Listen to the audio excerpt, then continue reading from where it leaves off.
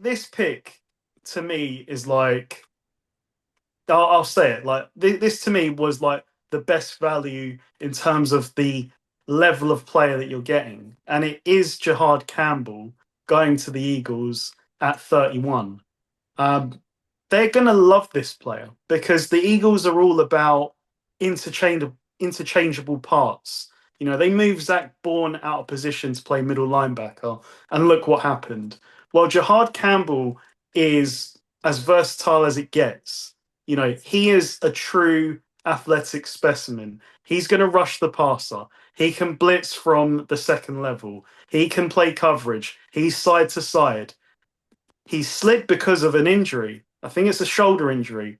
So you might not see him day one, but they're stacked on defense. They can slowly bring him back to full health. But And when do you know the so what you said, the rich getting richer.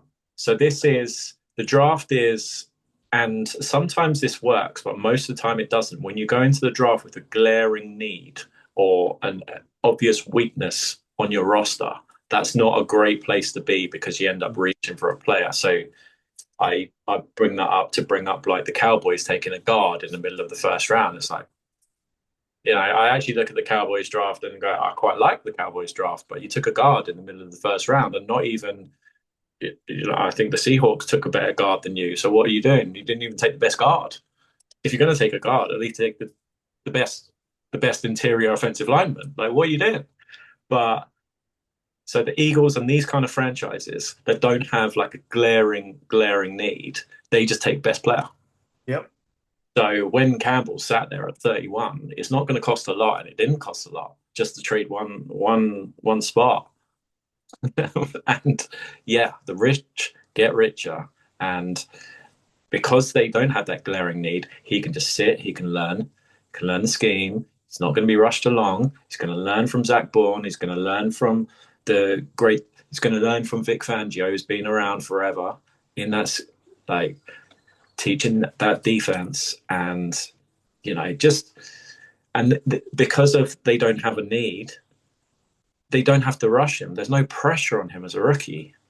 You know, the pressure on Cam Ward, like, and I get it, it's a quarterback, but, you know, the pressure on Genty, the pressure on Cam Ward, the pressure on Travis Hunter, and then the pressure on Jihaad Campbell. You know, it's just because those teams, the rich teams down the bottom of the first round, don't have glaring needs. And even if they do have glaring needs, they're not going to overdraft just to fit those glaring needs. They're going to take best player. And Jihaad Campbell absolutely fits that best player tag.